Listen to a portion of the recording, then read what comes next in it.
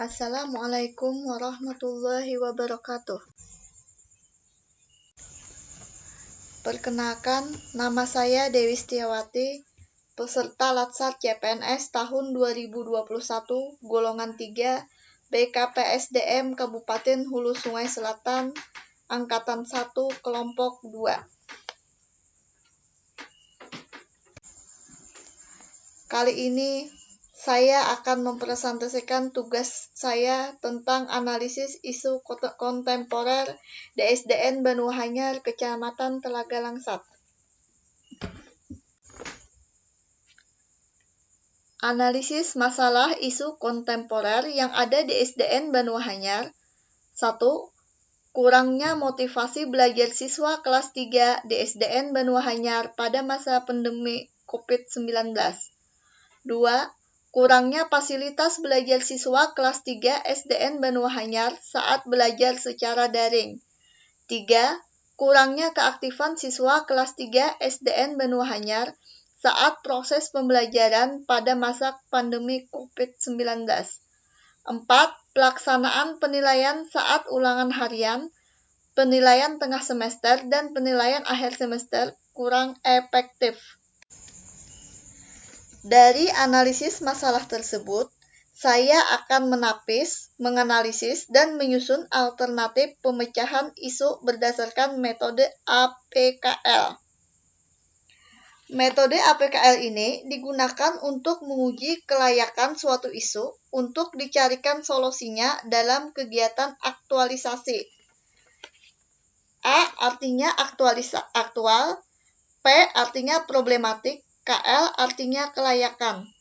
Di sini saya menggunakan kriteria penilaian dari 1 sampai 4.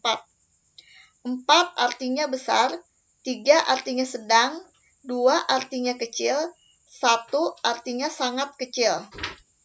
Dari hasil tapisan masalah dan dengan metode APKL ini, saya dapat menentukan prioritas masalah yang terlebih dahulu untuk diselesaikan, yaitu yang ke-1, kurangnya motivasi belajar siswa kelas 3 di SDN Banuahanyar pada masa pandemi COVID-19 merupakan prioritas pertama dengan jumlah 16. 2. Kurangnya fasilitas belajar siswa kelas 3 SDN Banuahanyar saat belajar secara daring merupakan prioritas kedua dengan jumlah 15.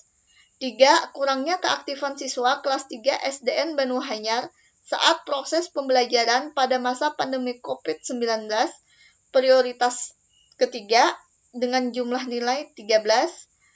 4. Pelaksanaan penilaian saat ulangan harian, penilaian tengah semester, dan penilaian akhir semester kurang efektif. Itu merupakan prioritas keempat dengan jumlah 11. Setelah melakukan tapisan masalah dengan metode APKL, saya menggunakan metode OSG untuk mendapatkan masalah yang paling urgent dan serius adalah kurangnya motivasi belajar siswa kelas 3 di SDN Banuahanyar pada masa pandemi COVID-19. Untuk melakukan analisis isu tersebut sampai ke akar permasalahan, saya menggunakan metode Fishbone. Ada 4 aspek yang dapat saya amati, yaitu pertama metode, kedua media, ketiga fasilitas, dan keempat guru. Kurangnya motivasi belajar siswa kelas 3 di SDN Banuahanyar pada masa pandemi COVID-19 ini disebabkan metode yang digunakan terlalu monoton. Media yang digunakan masih kurang merangsang siswa untuk interaktif. Guru kurang kreatif dalam mendesain pembelajaran, dan minimnya fasilitas yang dimiliki siswa untuk belajar daring. Setelah mengetahui penyebab permasalahannya, kita dapat merancang alternatif pemecahan masalah yang akan dilakukan. Alternatif yang pertama, melaksanakan pembelajaran secara blended learning menggunakan metode private classroom. Tahapan dari alternatif tersebut yang pertama, membagi kelas menjadi 2 kelompok yang beranggotakan 4 dan 3 orang siswa. Yang kedua, membuat jadwal daring dan luring yang akan dilaksanakan. Hasil yang diharapkan, siswa lebih termotivasi dalam belajar. Pihak-pihak yang terlibat, guru, siswa, dan orang tua.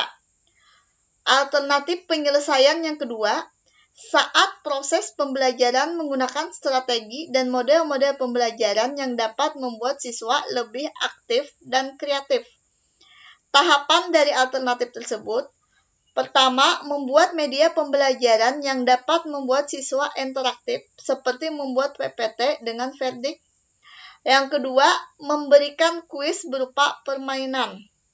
Hasil yang diharapkan, siswa lebih interaktif dan aktif saat proses pembelajaran. Pihak yang terlibat, guru dan siswa. Alternatif penyelesaian ketiga, menjalin kerjasama yang baik antara guru dan orang tua siswa. Tahapan dari alternatif tersebut, pertama, membuat grup WA khusus orang tua dan guru. Yang kedua, guru dan orang tua siswa berdiskusi apa yang menjadi kendala siswa dalam belajar. Untuk hasil yang diharapkan, orang tua bisa memfasilitasi siswa seperti meminjamkan siswa notebook atau HP saat belajar daring. Pihak yang terlibat adalah guru dan orang tua. Kesimpulan, dalam meningkatkan kinerja dan menyelesaikan masalah isu kontemporer, kita terlebih dahulu menganalisis masalah yang ada dan mencari alternatif penyelesaiannya untuk mendapatkan hasil yang kita harapkan dengan cara bekerja sama dengan semua pihak. Demikian presentasi saya. Terima kasih.